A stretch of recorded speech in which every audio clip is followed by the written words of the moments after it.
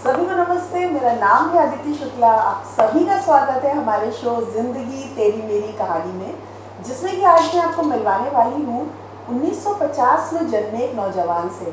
जी हाँ, पाकिस्तान बॉर्डर के बहुत ही करीब, सिर्फ 30 किलोमीटर दूर स्थित एक गांव जिसका कि नाम पट्टी था, वहाँ पर जन्मे हुए एक ऐसे व्यक्ति जिन्होंने कानपुर आकर के सिर्फ अपना ही नहीं, कानपुर का भी नाम एक शान और शौकत की लिस्ट में डाला है। जी हाँ, मैं बात कर रही हूँ जेट नेटवेयर के मैनेजिंग डायरेक्टर श्री बलराम नरूला जी की।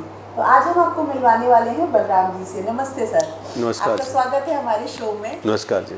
तो इतना पाकिस्तान बॉर्डर के करीब जन्मे और उसके बाद कानपुर में आना, मतलब ये किस ड्यूरेशन में हुआ आपका? वहाँ से आप कानपुर कब आए? कानपुर हम लोग 1967 में आए। हमारे लिए तो, हमारे परिवार के लिए तो 2 बार पाकिस्तान बना एक तरह से। 1947 में जब हमारा जन्म भी नहीं हुआ था, तो हमारे जो पेरेंट्स हैं वो पाकिस्तान से, वहाँ एक कसूर नाम का कस्बा है, वहाँ पर लाहौर डिस्ट्रिक्ट, तो वहाँ से जब बंटवारा हुआ देश का तो वहाँ से आए और वो एक बॉर्डर के कस्बे पट्टी में सेटल हुए। लेकिन 1965 में फिर जब पाकिस्तान से वार हुई तो पाकिस्तान की सेनाएं खेमकर में घुस आईं, तो सरकार ने पट्टी में ये अनाउंस किया कि आप लोग सब निकल जाइए, नागरिक यहाँ खतरा है, सेनाएं अगर उनकी आगे बढ़ती हैं तो प्रॉब्लम बढ़ सकती है। तो फिर हम लोग वहाँ से भागे और भाग करके जो है वो अपनी मौसी के यहाँ लुधियाना आए, और जब वार ख़त्म हो गई तो फिर वहाँ वापस जा कर के साल 1.5 साल में अपना एक कपड़े की छोटी सी दुकान थी हमारे पिताजी की, तो वो उसको उन्होंने समेटने के बाद फिर हम लोग सब बच्चे थे, हम 17 साल के उम्र में यहाँ आए। हमारे एक बड़े ब्रदर थे, हमसे 1.5 साल बड़े थे, और 4 ब्रदर हमसे छोटे थे, और सब ब्रदर का लगभग 2 साल का 2.5 साल का डिफरेंस था, और एक सबसे छोटी सिस्टर थी हमारी, और मम्मी पापा। फिर हम लोग 1967 में कानपुर माइग्रेट हुए। वहाँ से कानपुर माइग्रेट होने का कारण जो ये था कि जो हमारे बड़े भाई थे वो पहले से यहाँ, हमारे चाचा कानपुर में स्थापित थे, होजरी की मैन्युफैक्चरिंग थी उनकी कानपुर में, तो वहाँ से वो काम सीख रहे थे होजरी का उनके यहाँ। तो फिर ये हुआ कि भाई जब वो काम सीख रहे हैं तो वहीं चल के सेटल होते हैं, तो फिर यहाँ हम लोग आए, और यहाँ आकर के फिर हम लोगों ने 1967 में अपने परिवार के सहित सब जनों ने मिलजुल करके होजरी का एक छोटा सा सिलाई का यूनिट हम लोगों ने यहाँ पर शुरुआत करी, और एक छोटे से यूनिट के साथ फिर हम लोगों ने धीरे धीरे एक यज्ञ के तरीके से आहुतियाँ डालते डालते अपने काम को एक पूजा के तरीके से करते हुए हम लोगों ने धीरे धीरे धीरे धीरे धीरे और एक टीम भावना से, हमारी माँ ने भी इस शुरुआत के दिनों में 1967 से शुरुआत के दिनों में हमारी माँ ने भी बहुत मेहनत करी है, और घर के काम के साथ साथ जैसे पूरा परिवार है, उसका खाना है, उसके बर्तन हैं, उसका कपड़े धोने हैं, बच्चों के सफाई है, ये सब करने के बाद भी वो बनियान के ऊपर लेबल भी लगाती थी मजदूरी के तौर से। मतलब ये संस्कार तो पारिवारिक हैं, पारिवारिक हैं। और मैं तो ये मान के चलता हूँ कि, और ईश्वर से ये प्रार्थना करता हूँ कि जो संस्कार हमको विरासत में मिले हैं, मैं ईश्वर से प्रार्थना करता हूँ कि हर बच्चे को अपने माँ बाप से विरासत में मिले। कि मैं इस मामले में मैं बहुत धनी आदमी हूँ, और इसमें हमको कभी भी अपने में कमी नज़र नहीं आती है, क्योंकि बात है कि मेहनत से, देखिए गरीब होना कोई गुनाह नहीं है, ये मेरी निगाह में जो बात है, गरीब होना कोई गुनाह नहीं है। मैंने गरीबी को बहुत नज़दीक से देखा है, बहुत नज़दीक से देखा नहीं, जिया है। और गरीब होना गुनाह नहीं है, अमीर होकर के गलीच होना गुनाह है। क्या बात है, गरीब होना गुनाह नहीं है, क्योंकि बात यह है कि अगर गरीब है और उसके पास मॉरल है, वो गलीच अमीर से बहुत अच्छा है, ये मेरा मानना। बिल्कुल ठीक बात है। तो ये संस्कार आपको परिवार से मिले, लेकिन एक चीज़ होती है कि कोई चीज़ हमारे पास है और उसको हमें मेंटेन भी करनी है, तो उसकी मेंटेनेंस के लिए आपने क्या किया? मतलब उसको बनाए रखने के लिए कोई प्रैक्टिस, कोई प्रयास? देखिए ऐसा है, मैं एक ऐसा भाग्यशाली आदमी हूँ इस धरती पे हाँ।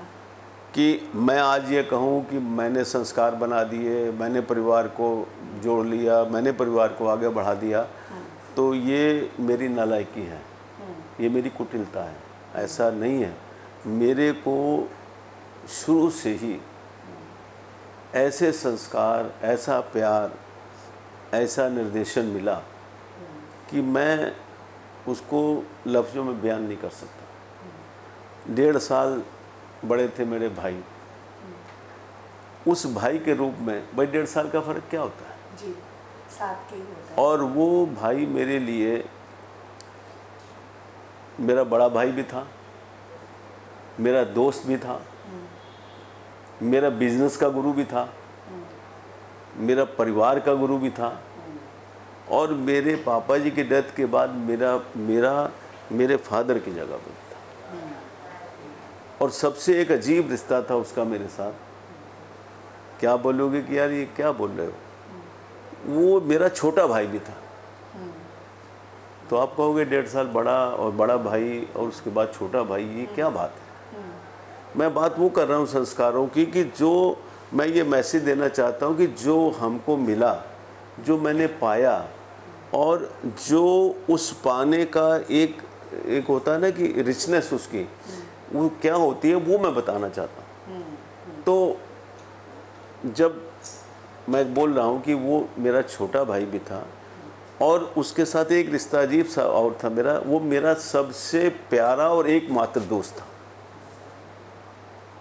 तो भाई दोस्त भी हो और बड़ा भाई छोटा भाई भी हो, बहुत सुंदर रिश्ता होगा सचमुच। तो उससे बढ़िया इंसान, उसकी किस्मत क्या हो सकती है? मैं उस किस्मत वाला इंसान हूँ। पर मुझे लगता है कि हर माँ बाप अपने बच्चों को संस्कार देते ही हैं और आपके पेरेंट्स ने भी दिए, पर आपकी वो खूबी रही, आप में वो काबिलियत रही कि आपने उन संस्कारों को लिया।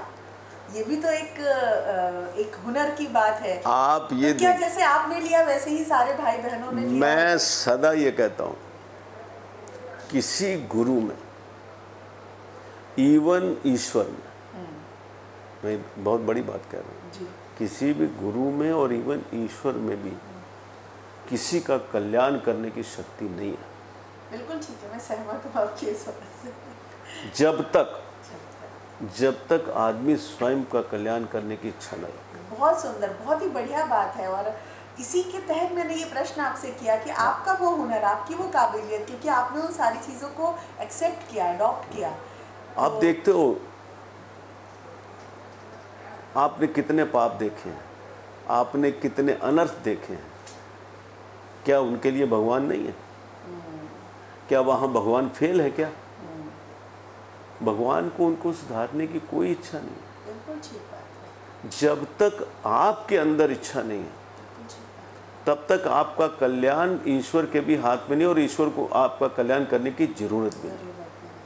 तो सर, आपने एक चीज़ कही कि आपने बहुत गरीबी को जिया है।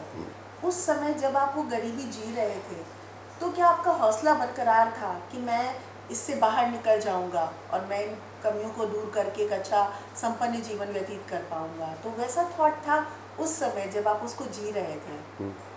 तो देखिए, ये जो आप बोल रहे हो, ये असंतोष होता है कि यार आज तो मैं स्थिति में हूँ, लेकिन मैं इससे बाहर आ जाऊँ।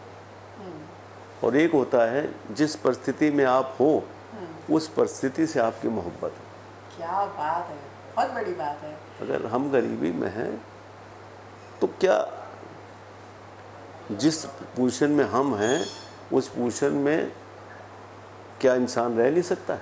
रहता है। तो अगर हम उसमें रह रहे हैं तो ये तप है, ये तप है। और अगर हम उस तप को इस पोजीशन से देखें कि आज हम चलो ये हैं, हम इससे निकल जाएंगे, तो इसका मतलब ये है कि उस तप से हम दुखी हैं। दुखी है। तो सर, उस तप के समय में वो स्थिरता कैसे बनाए रखते हैं हम? अरे भाई, याद ही नहीं होता था कि भाई अगली सीढ़ी कौन सी है, पता ही नहीं होता था। कर्म किया और थक करके रात को सो गए। माँ का प्यार है ना, पापा का प्यार है ना, बड़ा भाई ऐसा है कि यार अब सब रिश्ते उसके साथ हैं। क्या बात है। तो क्या चाहिए, क्या चाहिए? ठीक पेट भरा हुआ हो तब सोएंगे, ऐसा नहीं है। यहाँ से सुकून होगा तब सोएंगे। बड़ा ही विपरीत मानसिक स्तर है आजकल अगर हम नौजवानों को देखें। बिकॉज अभी तो अगर एक गाड़ी आपके पास हुंडई की है तो आपको BMW लेनी ही लेनी है। अगर आपके पास 4 कमरे का घर है तो आपको बड़ा बंगला खरीदना है। इस मेंटेलिटी के नौजवान हमारे आजकल हैं। हाँ, जो कि उस सुविधा में भी, जबकि उनको दोनों टाइम ही नहीं, दिन में 10 बार भरपेट भोजन मिल रहा है, फैमिली से उन्हें मतलब नहीं है, पर वो इन चीज़ों के लिए बहुत, तो मुझे लगता है उनके लिए बहुत ही खूबसूरत बात है। और ये हम सभी के लिए एक सीखने की बात है कि हम कहते नहीं है कि कीचड़ में कमल खिलता है। लाइक आपका नज़रिया कैसा है चीज़ों को देखने का, आप बुरी से बुरी चीज़ में या ख़राब से ख़राब परिस्थिति में खुद को कैसे पॉजिटिव रख सकते हो, उसके लिए आपको ये सोचने की ज़रूरत नहीं है कि हम ख़राब परिस्थिति में हैं और अब हमें पॉजिटिव देखना है। आप जिस भी सिचुएशन में हो उसमें आपके पास बेस्ट क्या है, उसके साथ आप खुश रह सकते हो। बहुत ही सुंदर बात है। सबसे बड़ी बात यह है कि हम अगर असंतोष में हैं तो इसका मतलब ये है, सीधा सीधा उसका मतलब ये है कि उसके न्याय से हम कहीं ना कहीं असंतुष्ट हैं। भगवान पे भरोसा नहीं है। ठीक है यार, जो आदमी उसके ऊपर भरोसा नहीं रख सकता, ठीक बात है। जो आदमी उसके न्याय में मीट में एक निकालने की इच्छा रखता है, जो आदमी उसके न्यायपूर्ण काम में भी ये देखता है कि दोष देखता है कि यार हमने क्या किया, भगवान ने मेरे साथ ये कर दिया, तो उसका कल्याण कहाँ है? ये आज जो हम देख रहे हैं, लोग गोल गोल घूम रहे हैं दुख के इर्द गिर्द, ये यही है सब, ये सब यही है। धन से आदमी सुखी नहीं होता है। धन से किसी को सुखी होते देखा आपने? खुद कहा कि हमारे पास ये गाड़ी है तो ये होनी चाहिए, ये है तो ये होनी चाहिए। तो धन से अगर सुखी होता तो उसको सुखी बना चुका होता, सुखी बना चुका होता। धन से सुख थोड़ी होता है। और अगर मैं तो देखिए, मैं बहुत बेवकूफ़ टाइप का आदमी, हम कैमरे के सामने कह रहे हैं और होश से कह रहे हैं, मैं बहुत बेवकूफ़ टाइप का आदमी। मैं उस संबंध में विश्वास रखता हूँ, मेरी कलाई में घड़ी भी नहीं है, घड़ी भी नहीं है तो यार मेरे से जैसे आदमी के लिए 2-3 लाख की घड़ी तो होनी चाहिए। हाँ, ऐसे दिखा, ऐसे रखते हैं हाँ, थोड़ी कंपनी भी उसकी हाई हो, कंपनी हाई हो, चैन मोटी सी चैन होनी चाहिए, चाहे वो सोने की हो या और क्या क्या होता है मैं नहीं जानता। उसके बाद ब्रांडेड बहुत बढ़िया जूते होने चाहिए, और कम से कम लोग पहचाने तो हमको कि हम कौन हैं। ठीक, हमारा मानना ये है कि अगर आपकी निगाह में मैं इस घड़ी से पहचाना जाऊंगा, इस चेन से पहचाना जाऊंगा, ब्रांडेड जूते से पहचाना जाऊंगा, इसका मतलब क्या है? इन सब तीनों की, चारों की चीज़ें मिला करके ज़्यादा से ज़्यादा, बहुत ज़्यादा लगा दो, सामान्य तौर से 50 लाख, इससे ज़्यादा तो नहीं। भाई ठीक है, 2-3-4 लाख घड़ी हो गई और भी कर लो। इसका मतलब क्या है कि मेरी वैल्यू 50 लाख से कम है, क्योंकि मैं ये मान के चलता हूँ कि इनको धारण करने के बाद मेरी वैल्यू बढ़ जाएगी। बहुत बढ़िया, बहुत बढ़िया।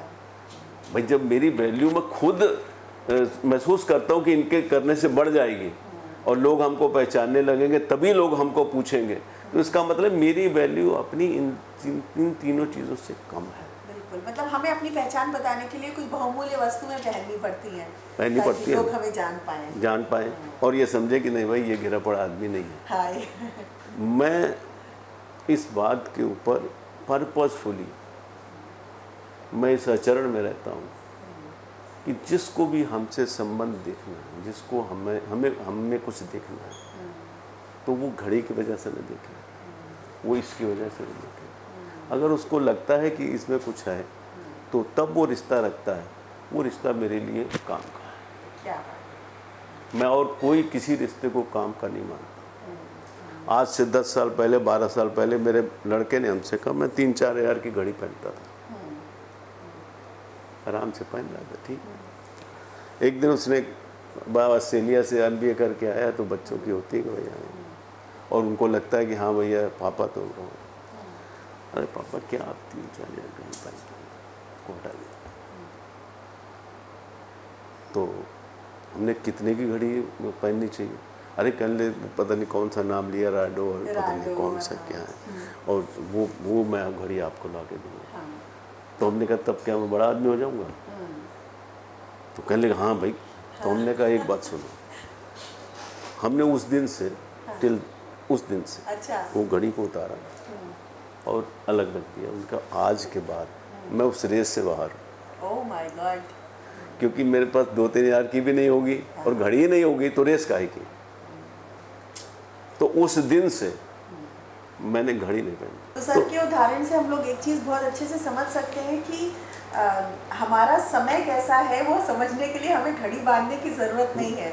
मतलब हमारा आत्मबल कैसा है, हम किस तरह के विचार रखते हैं और वो विचार हमारे व्यवहार में किस तरह लोगों को दिखते हैं, तो वो हमारा सही समय बताता है ना कि बिल्कुल। और फिर आजकल तो आपके हाथ में 24 घंटे टाइम है, आप यूँ क्लिक करिए ये टाइम आ गया। सब कुछ आ गया। ठीक बात है। ये तो खाली बड़ा आदमी दिखाने के लिए दिखाने के लिए आदत पड़ गई है कि कुछ बांधना है आप। नहीं, आप बांधना नहीं है, मैं बड़ा आदमी दिखूं, अच्छा। ये वो आदत नहीं है। आदत तो फिर भी एक बहुत एक ठीक बात है, लेकिन मैं बड़ा आदमी दिखूं तो वो, और इसलिए मैं ये चाहता भी हूँ कि भाई मैं बड़ा आदमी ना दिखूं, लोग बड़ा आदमी हमको ना समझें, मेरे अंदर कुछ नहीं है, मैं कुछ भी काबिल नहीं हूँ, लेकिन अब जो है सो है।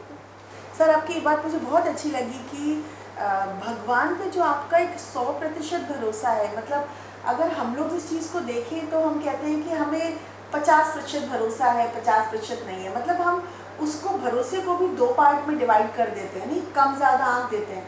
भरोसा अगर है तो पूरा है, अदरवाइज बिल्कुल भी नहीं। तो वो जो आपने एक दिखाया कि वो भगवान है और वो सब कुछ ठीक ही करेगा, वो गड़बड़ क्यों करेगा, उस डिटर्मिनेशन के साथ जब हम जिंदगी जीने निकलते हैं, पॉजिटिविटी के साथ, फुल ऑफ पॉजिटिविटी कि जो भी होगा सब अच्छा ही होगा, तो मुझे लगता है कि वो भी एक हमें विल पावर को मजबूत करने के लिए और हमें हमेशा एक बूस्ट देने के लिए एक काम करती है चीज़। बढ़िया। तो सर बिजनेस में अप्स एंड डाउन्स आते हैं, तो जब अप्स आते हैं और जब डाउन्स आते हैं तो क्या आपकी मनोस्थिति एक ही रहती है? देखिए, मेरा काम करने का तरीका कुछ, मैं फिर वही लफ्ज़ इस्तेमाल करूँगा कि बेवकूफ़ों वाला। बेवकूफ़ों वाला। हाँ, एक्चुअली क्या है कि मैं जब उस सीट पे बैठता हूँ तो मैं ये मान के चलता हूँ कि मैं उस ऑलमाइटी का नौकर हूँ। उसने हमको ये सीट दी है, नौकरी दी है इस सीट पे काम करने के लिए, और ये दे दिया कि भाई तुमको इस जो सफ़ियर है इसमें काम करना। हम जब नौकर हैं, कंपनी का फ़ायदा या कंपनी का नुकसान, क्या नौकर की चिंता होती है? तो मैं मालिक हूँ क्या? क्या बात है, सारा टेंशन भगवान पे डाल दिया। नहीं, मैं मालिक हूँ क्या? नहीं। जब हम मालिक समझेंगे टेंशन तभी आएगी, ये मेरा पक्का मत है। बहुत बढ़िया। और मैं कैसे जीता हूँ ये मैं संदेश देना चाहता हूँ आज के बच्चों को। मैं सवेरे जब इस सीट पे बैठता हूँ तो ये प्रभु से प्रार्थना करके बैठता हूँ कि प्रभु तुम्हारी दी हुई सीट है, तुम्हारा नौकर हूँ, तुम्हारे लिए काम करूँगा और तुम्हारे निर्देशन से काम करूँगा। पहले तो मेरा ये भाव रहता था कि दिन भर काम करता था, रात को सोने से पहले मैं बैठ करके उसके साथ तार जोड़ता था, तब वो ऊपर होता था, मैं नीचे से बात करता था। तो भाई देखिए आज हमने ये किया, ये किया, ये किया, ये काम किया, ये किया, ये फलाने आए, वो आए। प्रभु जी इसमें ये बता दीजिए कि मेरे कर्म में कहीं खोट तो नहीं है। ठीक, हम एक ऐसे भाग्यशाली आदमी कि हमको आवाज़ मिलती है। तो बहुत बार आवाज़ आती है कि ये काम ऐसे अगर होता तो और ज़्यादा अच्छा होता।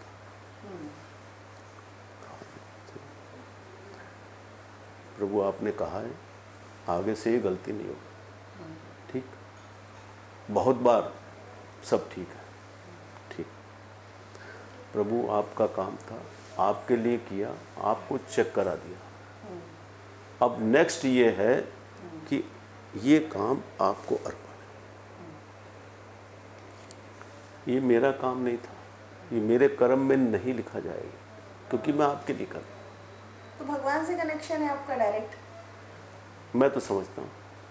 तो इसको हम क्या आध्यात्म कह सकते हैं?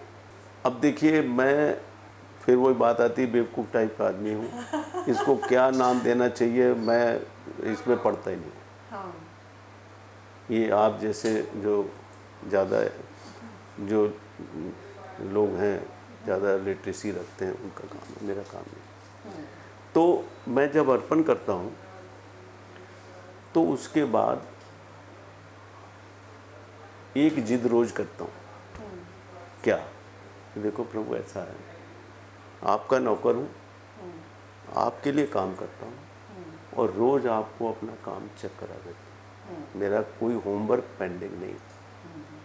मेरे से बच्चा स्कूल जाता है, 8/10, 10/10 ये हुआ, चेक हो गया, चेक हो गया, पेंडेंसी कुछ नहीं। मेरी एक जिद है, मैं नौकरी सिर्फ सिर्फ सिर्फ और आपकी करूँगा।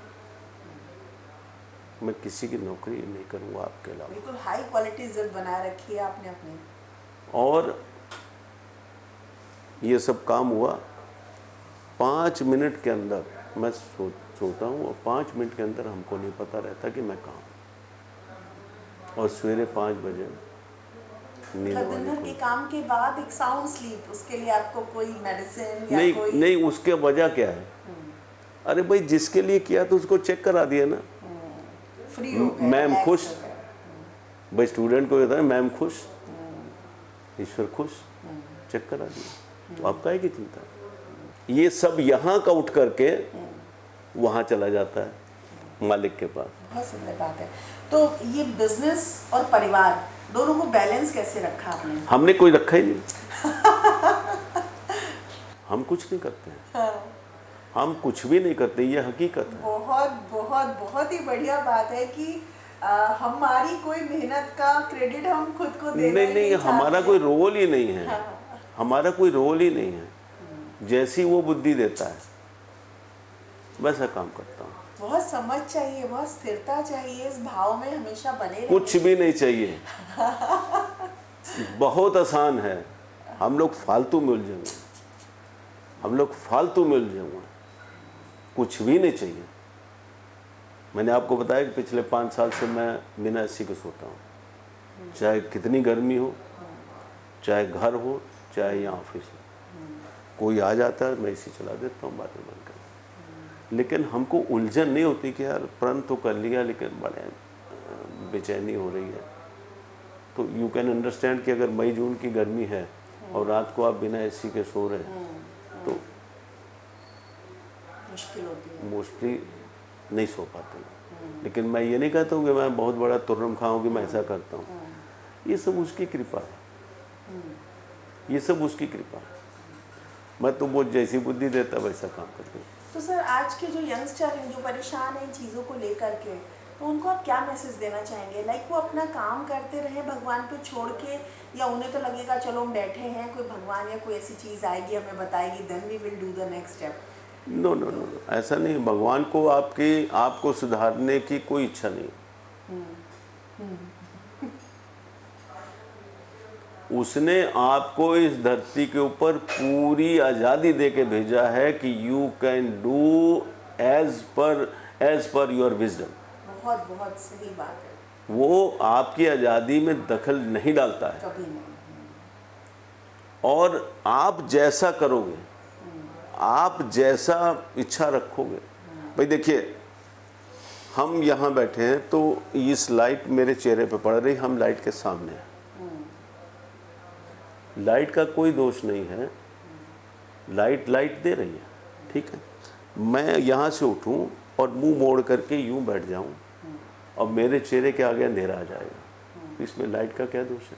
कोई दोष नहीं। जब मैं उसकी तरफ पीठ करके बैठूंगा तो हमारे अंधेरा हमारे आगे चलेगा, लाइट पीछे, आपका मुंह लाइट के इधर, अंधेरा आपके आगे चलने लगेगा। ठीक बात है, ठीक बात है। इसको हम परछाई के रूप में देख पाते हैं। तो अब हाँ, और आपको लाइट देखनी है, आपको अपना आचरण सुधारना है, तो आप जब तक पीछे नहीं घूमेंगे तो प्रभु को इच्छा नहीं है कि आपको घुमाए, लाइट की इच्छा नहीं कि आप घूम जाओ। बहुत बढ़िया बात है, बहुत ही बढ़िया बात है। तो जितना सर की चीज़ को मैं समझ पा रही हूँ कि भगवान ने जो इस प्रकृति, जो इस संसार की रचना करी है, तो उसने सारी चीज़ें हमारे लिए अवेलेबल करी हैं। मतलब हर चीज़ हमारे लिए यहाँ पर ऑलरेडी है। और सबसे खूबसूरत चीज़ है कि हम मानव जो कि इस पृथ्वी पे हैं, और हमारे पास सारी चीज़ें अवेलेबल हैं, उपलब्ध हैं। ये हमारी योग्यता है, ये हमारी चॉइस है कि उसको हम किस तरह से, जैसे साइड ने अभी लाइट का उदाहरण दिया, तो हम उसको किस तरह से लेना चाहते हैं। हम उसको सामने से देख के चमकना चाहते हैं या पीठ घुमाकर अंधेरे की ओर मुँह करना चाहते हैं, ये चॉइस हमारी है। हम फ्री हैं अपना निर्णय लेने के लिए, अपनी चीज़ों को चुनने के लिए। बिल्कुल। और जैसी चीज़ें हम चुनते हैं वही हमारे भाग्य के रूप में हमारे सामने आती है। सामने आती। तो बहुत ही खूबसूरत बात है, मज़े की बात है। जिसको समझ में आ गया वो राजा, नहीं समझ में आया तो लगे रहो मुन्ना भाई, संघर्ष करते रहो। तो बहुत सुंदर बात है सर, बहुत ही अच्छा लगा आपसे बात करके। कोई और संदेश जो आप देना चाहें हमारे व्यूवर्स को? आपसे बातें करके बहुत ही अच्छा लगा, और मुझे लग रहा है आधे घंटे में इसको समाप्त कर पाना मेरे लिए बड़ा मुश्किल है। लेकिन अभी चूंकि लोग इतने व्यस्त हैं, उनके पास इतना समय नहीं है कि वो बहुत ज़्यादा देर देख पाए, तो कोई एक मैसेज जिससे कि वो भी अपनी लाइफ में थोड़ा अपलिफ्टमेंट की ओर, थोड़ा ऊपर की ओर बढ़ सके, तो ऐसा कोई संदेश आप देना चाहेंगे हमारे? देखिए, ये 4 सूत्रीय संदेश है जी, जो हमारी कंपनी में ने भी अपनाया हुआ है जी, और हम उस पर चलते हैं, सब लोग, जी, और परिवार के लोग भी और फैक्ट्री के लोग भी। जी। नंबर पहला, कर्म में आस्था। कर्म में आस्था। हाँ। नंबर दूसरा, उत्पादन प्रक्रिया में निरंतर सुधार। बहुत सुंदर। आप अपने व्यवहार में, अपने आचरण में आप निरंतर सुधार करें। बहुत बढ़िया। तीसरा, उचित मूल्य पर उच्चतम उत्पाद। उचित मूल्य पर उच्चतम उत्पाद मतलब सर? मतलब ये है कि जो आपका कर्म है, उस कर्म को की मर्यादा कहाँ पर है, उस मर्यादा को आंकते हुए आप समाज को और अच्छा डिलीवर करने की कोशिश करें। बहुत सुंदर, बहुत ही सुंदर। और चौथा है ग्राहक की संतुष्टि। ग्राहक। ये हमने अपनी कंपनी के लिए बनाया है, लेकिन इस दुनिया में कोई भी चीज़ ऐसी नहीं है कोई ग्राहक ना हो और कोई बेचने वाला ना हो। मैं ग्राहक हूँ अपने परिवार के लिए, मैं ग्राहक हूँ समाज के लिए, समाज ग्राहक है मेरे लिए। हम अपने ग्राहक को क्या अच्छा डिलीवर करें, हम अपने समाज को क्या अच्छा डिलीवर करें, हम अपने बच्चों के प्रति कर्तव्य के लिए क्या अच्छा डिलीवर करें, ये हमारी जिम्मेदारी है। बहुत सुंदर, बहुत सुंदर। तो ये सब 4 सूत्र सर आप कब से फॉलो कर रहे हैं? मैं बड़े भाई साहब के रहते हुए 2011 में उनकी डेथ हुई थी, तो उससे पहले उन्होंने अपने जीवन काल में ये सूत्र निर्मित किए थे, और हम लोगों ने सब ने बैठ करके उसके ऊपर मनन किया और इन सूत्रों को लागू किया। बहुत बढ़िया। तो ये 4 सूत्र आपको स्क्रीन पे भी दिख जाएंगे, और मुझे लग रहा है कि अगर हम इन्हें ध्यान से बार बार पढ़ेंगे तो ज़रूर कहीं ना कहीं हमें क्लिक करेंगे, और ये 4 लाइन में बहुत ही आसान तरीके से हम एक सफल बिजनेसमैन बन सकते हैं अगर हम इन चारों को ईमानदारी से निभाएं। तो बहुत बहुत शुक्रिया सर आपका हमारे शो में आने के लिए और इतनी अच्छी बातें करने के लिए, जिससे सचमुच में मुझे भी बहुत मोटिवेटेड किया है। आप सभी का धन्यवाद देखने के लिए।